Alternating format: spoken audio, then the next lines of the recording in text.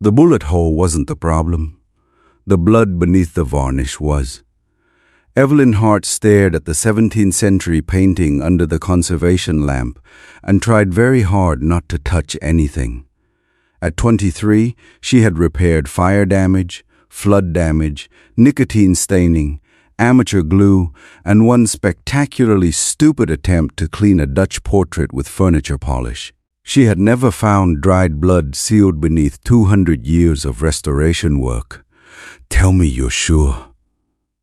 The man behind her didn't sound nervous. Men like Luca Moretti rarely did. Evelyn turned. He filled the doorway of the private conservation room like architecture. He was 6'4" and broad-shouldered, dressed in a black suit with no tie. Dark ink crossed the back of one hand and disappeared beneath his cuff. His face looked almost carved. His expression was so controlled that even his silence felt deliberate. 32. According to every article that pretended Luca Moretti was merely an East Coast real estate investor, Boston society called him private. Federal prosecutors had used less flattering words and proved none of them. Evelyn looked back at the painting. "I'm sure it's blood." "You tested it?" "I tested a microscopic sample from an exposed edge. Human protein." His gaze settled on the canvas. The painting showed a woman in a crimson dress standing beside an open window, one hand resting over a silver locket. It had been stolen from the Moretti family collection 12 years ago, recovered 3 weeks ago from a private estate in Rhode Island, and brought to Evelyn because somebody had put a bullet through the lower left corner before abandoning it. "You said there was something else," Luca said. "Yes." Evelyn adjusted the lamp. "The bullet damage is recent. The blood isn't." "How old?" "I can't date it precisely without sending material to a lab, and I'm not taking more samples without permission." "Take whatever you need." "That's not how conservation ethics work." One corner of his mouth moved. "Do you tell everyone no this quickly?" "Only people who think ownership means permission to destroy evidence." His gaze sharpened. Most clients got irritated when Evelyn challenged them. Luca looked interested. That was worse. She reached for an infrared imaging screen. "When I scanned beneath the upper paint layers, I found overpainting along the bottom edge." "Meaning?" "Someone altered the painting." "When?" "Decades ago. Maybe longer." She brought up the infrared image.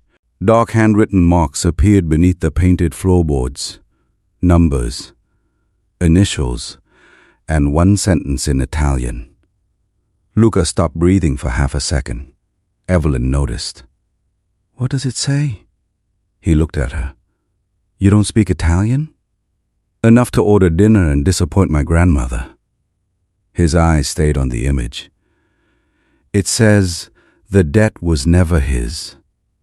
Evelyn folded her arms. "You knew that sentence." "No, you recognized something."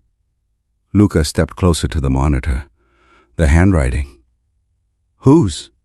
He didn't answer immediately. "My mother's." The Moretti family had hired Evelyn under conditions that should have made her refuse. Private location. No public disclosure. No photography outside technical documentation. No assistance. Triple her usual fee. The work was being done in a climate-controlled room beneath the Moretti Foundation's Beacon Hill townhouse, not at a museum. Evelyn had accepted because the painting mattered, and because her independent studio had survived exactly one disastrous landlord increase away from bankruptcy. She hadn't expected the restoration to become evidence. "Your mother altered the painting?" Evelyn asked. "She was a painter." "That wasn't my question." Luca walked around the work table. "My mother died 19 years ago." "I'm sorry." "Don't be. You didn't know her." The answer was colder than grief usually sounded. Evelyn studied him. "Did she own this painting?" "It belonged to my grandfather." "And the debt was never his means what?" "I don't know." "You're lying." Luca's eyes lifted. There it was, the dangerous part. Not anger, stillness. Evelyn kept going anyway. You recognized the handwriting, then immediately looked at the lower right corner, she pointed. There's nothing visible there. So either you have an extraordinary appreciation for cracked varnish, or you expected something else. For several seconds, Luca said nothing. Then he removed his jacket. He folded it carefully over the back of a chair. Show me the corner. Evelyn stared at him. That is not how this works. You want answers.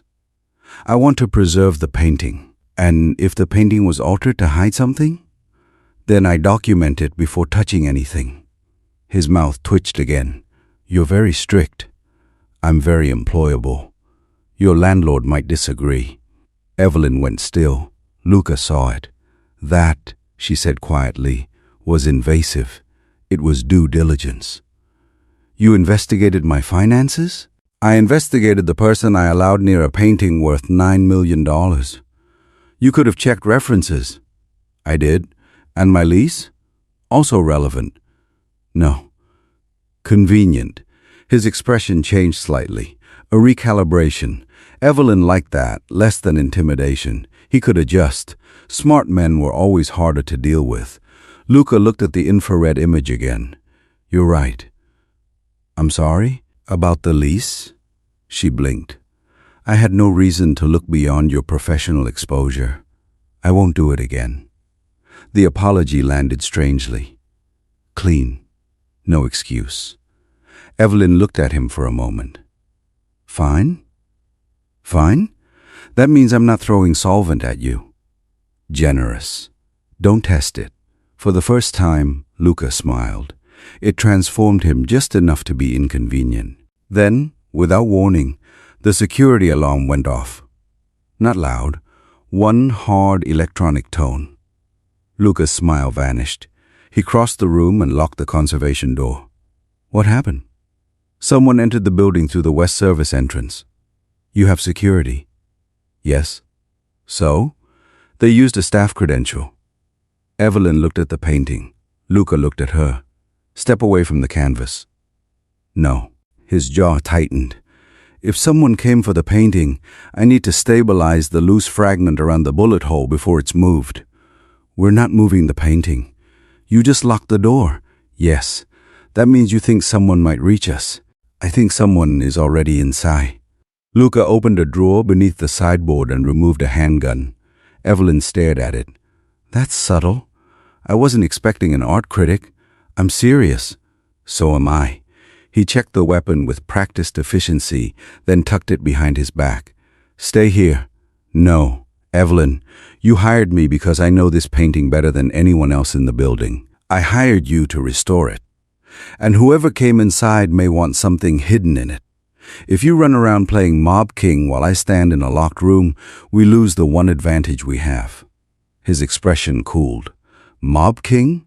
You want me to pretend? Usually people do. Sounds exhausting. A sound came from the corridor. 3 knocks. Pause. 2. Luca unlocked the door. A man in a charcoal coat entered. Late 40s, compact, gray at the temples. Building is secure, he said. Name? Credential belonged to Nora Vance. Luca's face changed. Impossible. Her card was used at 10:14. Evelyn looked between them. Who's Nora Vance? The older man answered. Mr. Moretti's mother. For a moment, the room went completely silent. Evelyn stared at Luca. You said she died 19 years ago. She did. The security man handed him a tablet. Camera footage showed the west entrance. At 10:14 that night, the door opened. No person appeared, just the door. Then 15 seconds of static. Then it closed. Evelyn leaned closer. Go back. The man replayed it. Again. Luca looked at her. What? The static. She watched frame by frame. There. For less than a second, something reflected in the glass. A red sleeve. Not enough to identify anyone, but enough to remind Evelyn of the woman in the painting. Crimson dress, silver locket, She hated coincidences. Who knew the painting was here? Evelyn asked. 6 people, Luca said. Names? He gave them. His security chief, Matteo Russo. Foundation director, Claire Benton. Luca's younger brother, Adrian. The insurer, Evelyn. And Luca. No movers? Private team. They weren't told the destination until pickup. What about the previous owner? Luca's gaze hardened. He's dead. How? Heart attack. Convenient. Not every death in my life is murder. That sounded rehearsed. It was. Matteo almost smiled. Luca didn't. Evelyn went back to the infrared image. Your mother's handwriting is under the paint. Someone uses her dead credential to enter the building the same night I uncover it. She zoomed into the lower right corner. Whatever she hid, somebody thinks we're close. Luca stepped beside her. Can you remove the overpaint? Yes. How long? Hours, if you want it done safely. Do it. Evelyn looked at him. Then nobody touches this room. Nobody enters without my permission. Agreed. Not even you. His eyes narrowed. Try again. Not even you. Matteo coughed into his fist. Luca looked at Evelyn for a long second, then handed her the room key. You're enjoying this? A little. He leaned closer. Be careful. Is that a threat? No. His voice dropped. It's me trying very hard not to become unreasonable. Her pulse did something unhelpful. Evelyn took the key. Practice. He looked at her mouth, then walked away. At 1:37 in the morning, Evelyn uncovered the first hidden symbol. Not writing. A tiny painted crest beneath the floorboards. Black falcon. Silver crown. She photographed it, logged the location, and continued. At 2:11, she found a second line in Italian. At 2:26, a date. October 14th, 1998. Then 4 names. 3 were Moretti's, 1 wasn't. Evelyn copied them into her conservation notes. Luca returned with coffee. You're violating my rule. I brought caffeine. That's legally different. He set the cup beside her. What did you find? Evelyn pointed to the names. Luca read them. His hand tightened around the edge of the table. Who's Daniel Russo? She asked. Matteo's last name was Russo. Luca said nothing. Luca. He was Matteo's father. And the others? My grandfather. My uncle Stefano. My father. Evelyn looked at the date. What happened October 14th, 1998? Luca stared at the painting. My father went to prison. For what? Racketeering conspiracy. Extortion. Financial crimes. How long? 11 years. And the debt? Luca's gaze went to his mother's hidden sentence. The debt was never his. Evelyn felt the pieces shifting. You think your father took the fall for someone? Yes. Who? I don't know. A vibration sounded from Luca's phone. He read the message. His face went blank. What? Instead of answering, he turned the screen toward her. A photograph filled it. Evelyn leaving her studio that morning. Another followed. Evelyn buying coffee. Then another. Her entering the Moretti townhouse. The final message contained 6 words. Restore the painting. Lose the girl. Evelyn's skin went cold. Luca read it again.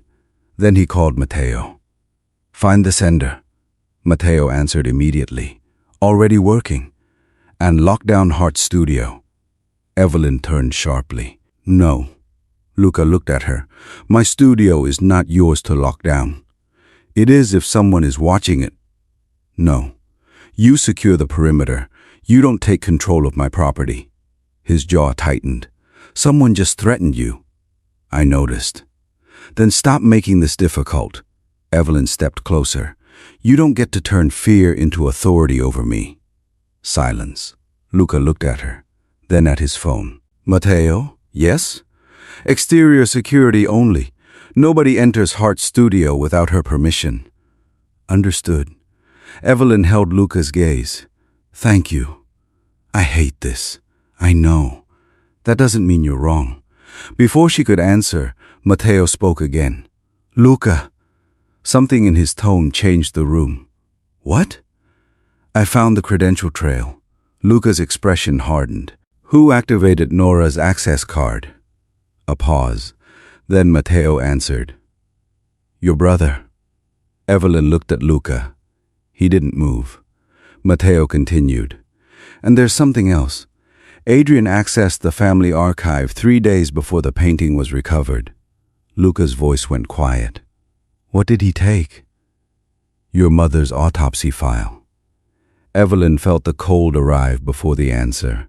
Matteo said, Luca, the cause of death in the archive doesn't match the one you were told. Luca didn't ask Matteo to repeat it. He took the tablet and read the autopsy summary himself. The public record said Nora Moretti had died after an accidental fall at the family's Cape Ann house. But the archived medical examiner supplement told a different story. Her injuries were inconsistent with the scene, and a second examination had been requested. That request was withdrawn the next morning by a Moretti attorney. Evelyn looked up. You knew there was a question about her death? I knew she was afraid before she died. What aren't you telling me? Luca looked at the painting. I didn't recover it by accident. Cold moved through her. 3 months ago, an intermediary contacted me. The owner had found a note from my mother inside the old frame. 1 sentence. Find what I covered. You hired me knowing something was hidden. Yes. You let me think this was a normal restoration. Yes. And somebody shot the painting before you got it. Yes. Evelyn stared at him. You used me. His jaw tightened. I thought if you didn't know what I was looking for, nobody could force it out of you. That was your decision to make? No. That answer stopped her. I was wrong, Luca said. That doesn't fix it. I know. She removed her gloves. I'm done tonight. Tomorrow, I want an independent conservator present before I touch another layer. Done. If I find evidence that damages your family, I document it. Yes. Even if it damages you. His gaze held hers. Especially then. Evelyn picked up her coat. Luca didn't stop her. That mattered. Adrian Moretti arrived at 7 the next morning, looking like Luca after 3 sleepless nights and 10 fewer years of self-control. Evelyn stood in the foundation library with Luca, Matteo, and Dr. Helen Price, an independent conservator from Cambridge. Adrian looked at Evelyn. I'm sorry you got dragged into this. Luca's voice went quiet. Start with Mom's credential. Adrian pulled an old envelope from his jacket. I found this in Dad's storage unit. The letter was addressed to Nora. An attorney named Samuel Reese confirmed that documents had been placed in escrow on October 14th, 1998. They would remain sealed unless Nora produced a specific identifying number. Evelyn looked toward the conservation room. The date beneath the overpaint. Adrian nodded. I thought the number might be in the painting. I used Mom's old card so the entry wouldn't show my name. And the red sleeve? Evelyn asked. Claire checked whether the painting had been moved. She didn't know why. Luca's expression hardened. You could have called me. You've spent 19 years refusing to discuss Mom's death. And breaking into my building improved that? No. It improved my chances of finding the truth before Stefano did. There it was. The 4th Moretti name beneath the paint. Luca's uncle. Evelyn asked, Why Stefano? Adrian looked at his brother. Dad finally told me why he took the plea. Their father had not been innocent. Antonio Moretti had run illegal gambling and collection crews, but the extortion conspiracy that sent him to prison had been Stefano's. When investigators closed in, Stefano threatened to implicate Nora through forged corporate signatures. He also threatened to drag Luca and Adrian into a custody war controlled by the family patriarch. Antonio took the plea. Nora tried to preserve proof. The debt was never his, Evelyn said. Adrian nodded. Dad took 11 years for Stefano. Luca looked away. For years he had blamed his father's crimes for everything that came after. Evelyn wanted to reach for him. She didn't. He had lied to her. Sympathy didn't erase that. Let's finish what your mother started, she said. At 9:22, with Helen witnessing and 2 cameras recording continuously, Evelyn removed the final strip of overpaint from the lower right corner. 8 digits appeared beneath Nora's brushwork. An escrow reference. Samuel Reese had retired, but his Boston law firm still existed. By that afternoon, counsel had confirmed the file. They secured it from removal while the legal authority to open it was established. Stefano called at 2:17. Luca put him on speaker. You've created a problem over an old painting, Stefano said. You tried to have it destroyed, Luca replied. You can't prove that. Not yet. A soft laugh. And the restorer? Is she worth destabilizing the family over? Luca's eyes found Evelyn. She shook her head once. Don't answer for me. He understood. She can answer for herself. Evelyn stepped closer to the phone. I'm not part of your family dispute. You became part of it when you touched that canvas. No, I became a witness. His voice cooled. You have a small studio and a fragile reputation. One accusation of unethical intervention can make museums stop returning calls. Luca's hand closed into a fist. Evelyn spoke first. Then accuse me. Silence. Publicly, she continued. The foundation preview is tonight. Tell the board I fabricated what I found. Luca stared at her. Evelyn smiled at the phone. Unless you're worried about what happens when independent conservators and the insurer see the pre-treatment scans. Stefano disconnected. What are you doing? Luca asked, giving him room to make a mistake. He'll attack your career. He already did. I can cancel the event. That protects me by making me disappear. Luca's jaw tightened. Then he asked, what do you want? I want him in a room where lying costs him something. A beat. Luca called the foundation director. Invite the full board. And the insurer. At 7, the gallery held trustees, donors, attorneys, and enough old Boston money to make scandal more dangerous than shouting. The restored painting stood beneath controlled light. Stefano arrived, silver-haired, immaculate, smiling. Miss Hart, I hear you've had an imaginative week? Mostly solvents. Evelyn began with evidence. Infrared images taken before treatment, pigment samples, varnish layers, Nora's handwriting beneath later overpaint, the newly exposed escrow reference. Helen independently confirmed the sequence. Stefano listened until the board chairman asked whether the hidden material could have been added recently. No, Helen said. Stefano interrupted. That reference was added recently. Evelyn looked at him. You're certain? I know this painting.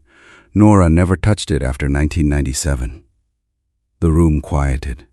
Evelyn clicked to the next image. Nora's hidden paint sat beneath a documented varnish layer applied in March of 1998. Stefano had just claimed knowledge incompatible with the official history. Evelyn asked, how would you know what Nora did to the painting after 1997? His face changed. Only slightly. Enough. Adrian placed Nora's attorney letter before the board. Then Luca opened every door Stefano had spent years keeping closed. The Moretti collection would undergo an independent provenance review. Every foundation transaction tied to Stefano would be audited by outside counsel, and under the foundation's own conflict provision, his trustee authority was suspended. One by one, allies stopped meeting Stefano's eyes. He looked at Luca. You'd tear apart your own family for her? Luca's answer was calm. No. She just reminded me that protecting a lie isn't loyalty. The escrow file was opened 2 weeks later under court supervision.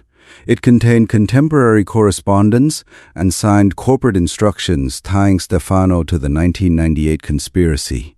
It also showed that Nora had been preparing to meet federal counsel before her death. The autopsy discrepancy triggered a new review.